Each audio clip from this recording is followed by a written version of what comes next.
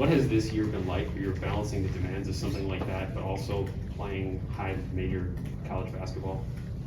It's definitely been it's been hectic at points, just with studying for that and balancing school, basketball, and all that goes with it. But I mean, there's more than enough time in the day to get it all done. Just had to been pretty diligent about planning every week out and what needs to be done, what my goals are. But all in all, it's been smooth. What has the opportunity to have this year meant to you? Because obviously, like, your career could technically be over at this point. What has this extra opportunity meant for you? With the extra year after not playing last year, I wanted to finish it out. And, it's hard sitting out, not playing, and some of the the unknown of that, and being able to play and compete in games means a lot, and it's obviously a pretty special experience. There's a lot of athletes that would take it easy academically while you're doing major college sports. Why decide to kind of do both right now? I mean, I guess you could study law school after you're done with basketball. Why push this now? I mean, I feel like part of it just the way I was raised. My parents always held my brother and I to a high standard in everything we did, whether that was academic or athletic or whatever that may be. And I have an undergraduate degree, a master's degree, and I'll finish a graduate certificate here in the spring. So I don't know, I think it's just kind of been a big part of how my parents raised my brother and I, and it's just kind of the standard. If you're going to do it well, and if you're not going to do it, then, or if you're not going to be all in, then it ain't worth your time. So either do it well, or don't do it at all. And obviously you transferred before, but how much did that, I guess, help you coming here for one last year, especially given what you were balancing? Yeah, I mean, I think it helps just with the kind of familiarity. Obviously, I knew Coach Holt, some of the guys on the staff, and Kyle Young, so it definitely made the transition to Columbus a little bit easier than maybe going in somewhere and not knowing anybody at all. Joey, could you tell us about your relationship with Coach Holtman? I mean, obviously this is not the first time you played with him. What draws you to him? What is it about him as a coach? I think we've always had a good connection. Going back to when he started recruiting me at Butler, he was still the assistant coach at the time. Then, as he got the interim head coaching job, and then ultimately the head coaching job, we always stayed close, and he was always the guy recruiting me, and we've always kind of clicked like that. And I think that's just a big part of why I'm here. I was also wondering, with the way things are changing in collegiate sports right now, with not just name, image, and likeness, but the transfer portal.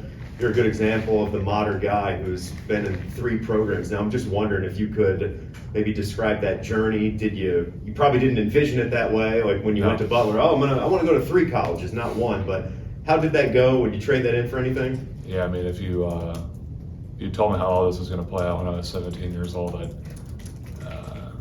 probably say I didn't believe you.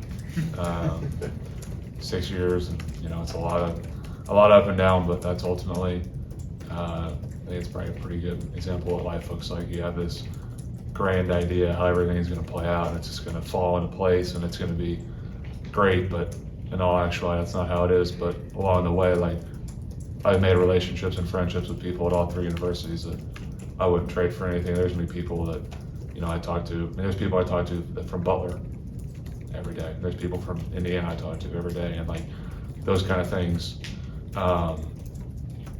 Definitely validate everything not going to plan on paper.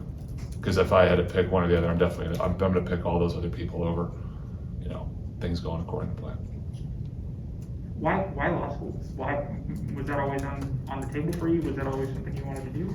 It's been something I've been interested in for quite some time. It's a pretty prestigious thing to do, and I think maybe just a little bit of the academic overachiever in me a little bit that my mom kind of molded. I don't know. I think it just opens up a lot of opportunities, opens up a lot of doors, and whether that be next year or down the road, I'm not really sure yet when that's going to be, but it's something that I think I want to do and have wanted to do for a while. What's your relationship like with, I guess to go back to the basketball court, what's your relationship like with Zed? How have you seen him? Obviously, you've, not known him for a super long time, but how have you seen him grow over the course of the season and kind of, taken initiative in the paint and kind of molded as a sophomore? Because he is still a young guy. Right, yeah, I mean, Zed's definitely, growing over my time here, however many months, exactly that's been. He's definitely grown as a player, and I think over time he's just going to continue to learn. And I feel like as you make those first couple jumps, it becomes easier and easier to make those jumps. Where once you kind of get the progress and you start to see it, it just makes it easier to continue to build off of that. And it's been great to go against him day in, day out. I think he has a very bright future here at Ohio State, and I think he's going to continue to progress. Not to bring up bad memories, but can you take us through the back injury? Just kind of what happened, the process of recovery? I started having calf, hamstring pain early in the fall last year.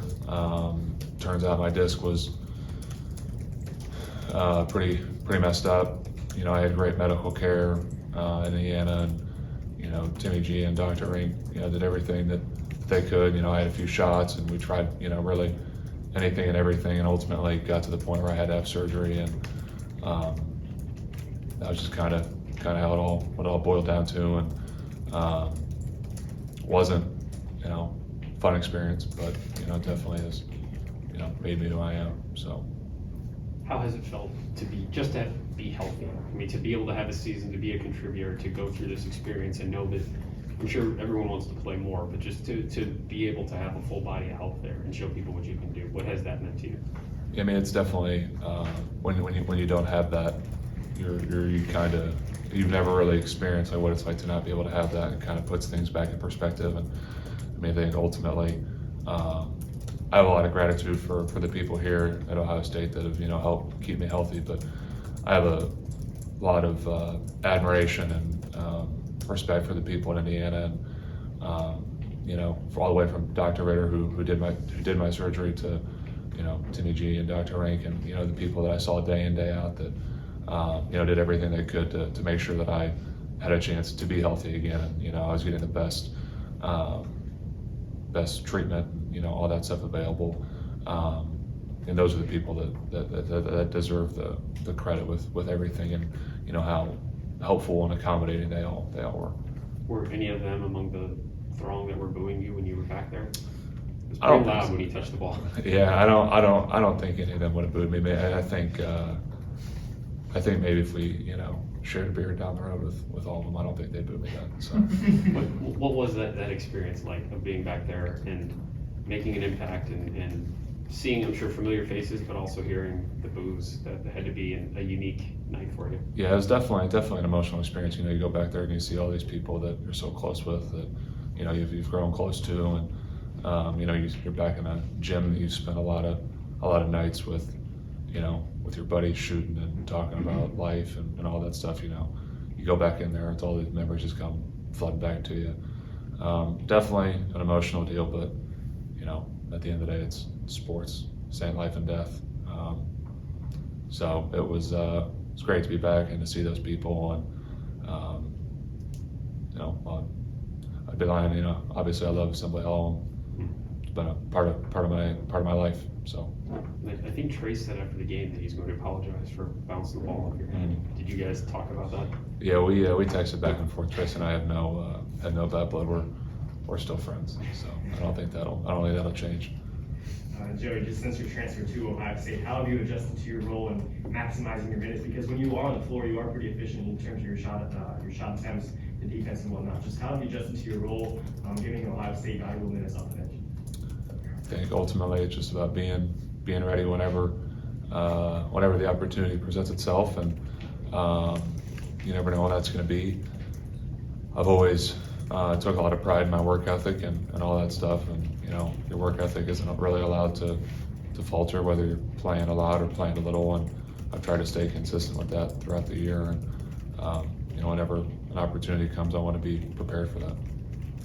you're kind of the big man specialist. I mean, they put you in at Purdue against their guy who's 7'4", now Dickinson is 7'1". Just what do you see with him, and in particular, if you watched that game last night, that I don't know if it gave you nightmares or not going into there 2 days later, but just what do you see with them and him in particular, I guess? You know, with both players, obviously they're both very talented, and at the end of the day, all you can do is go in and compete and play hard, and you rely on your preparation, and that's kind of going to be, I think, everyone's mindset going into this weekend is, hey, let's go play hard, let's compete, let's leave it all out there, and that's all you can do. It comes down to it. Joey, the Italian fingers, is that just the TikTok meme? What were we going with there? So it started a while ago. When I was at IU, I used to wear a pinky ring on the bench. And so then one of our managers at IU was affectionately teasing me. And I was also in the middle of rewatching Sopranos, so it just kind of like all kind of came together. And then I guess over the past year, it just kind of become more and more of a thing. So I guess it started off with a pinky ring when I was out, and then it kind of transitioned into a Tony Soprano, admiration, emulation, however you want to call it. How does one get a pinky ring? There's actually one of my mom's rings that happened to fit on one of my pinky rings, and then it kind of, I don't know, just as I was watching Sopranos, I was like, these guys have pinky rings, that might be something good to wear on the bench. So asked my mom, and she luckily had a gold band lying around that I could wear. So. Two more questions, Steve. Yeah, I'll just ask you really quick, from a player's perspective, this month, you might play like 11 games in 27 or 28 days, kind of like an extended Big Ten tournament for an entire month. How do you guys take care of yourself? What do you do to be up and be ready to play every game? Like Purdue just showed last night, they couldn't come back on a day's rest and play. They just didn't have it. So what do you guys do to maintain that? I think part of it's, we obviously have great care here with Brad, the guys that make sure we're healthy, and you got to take all that recovery and all that stuff serious. And, on the other hand, it's, kind of the player's dream to play, we're playing a lot of games this February. This is what you come to do. You come to play important games, in February and March. That's what you dream about, work for, and, now it's just time to, one, to make the most of it, and two, to enjoy it. Like, hey, we're playing college basketball. This is a lot of fun. We're playing in a lot of really important games. Like, let's enjoy this, and make the most of that. You mentioned earlier being a sixth-year guy, and that just struck me. You don't hear that often. When you're as old relatively to some of the other guys on the team, especially the freshmen, how do you find common ground with guys that are a bit older than, or a bit younger than you normally would in a program? Yeah, we were laughing yesterday. I think Michi probably would have been in 8th grade when I was a freshman in Butler, which is pretty wild to think about. But no, we have a great group of guys in the locker room, and we obviously all get along well. And I got my undergrad a few years ago, but I still think I could be